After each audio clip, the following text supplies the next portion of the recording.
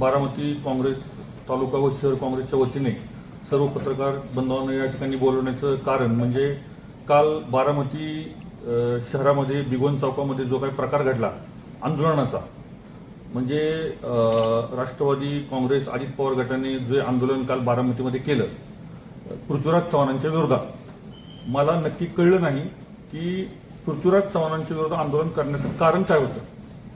म्हणजे इथली राष्ट्रवादीचा विषय असा होता की कालची ज्या काही घटना घडल्या ते कालचं आंदोलन आणि हे आंदोलन जे केलं पृथ्वीराज चव्हाणांच्या विरोधात ते आंदोलन एकदम चुकीचं होतं. अज्ञाताचा कळस म्हणतो आपण, ज्याला ज्ञान नाही काय नाही, ज्याची माहिती पूर्ण घेतली नाही, ती वक्तव्य कुणी केलं काय याचा कुठलाही संदर्भ न घेता त्या ठिकाणी ते आंदोलन बारामतीमध्ये राष्ट्रवादी काँग्रेस अजित पवार गटाने केलं.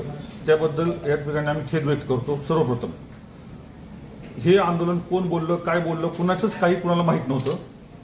आमचं सर्वप्रथम राष्ट्रवादी काँग्रेस पक्षाच्या सर्व पदाधिकाऱ्यांना त्यांना आव्हान आहे की सन्माननीय महाराष्ट्राचे मुख्यमंत्री माजी मुख्यमंत्री पृथ्वीराज चव्हाण जे सुसंस्कृत आहेत, मुख्यमंत्री होते, अशा माणसाच्या बद्दल जे काही प्रकार काल घडला त्याबद्दल त्यांनी माफी मागावी ही आमची भूमिका आहे.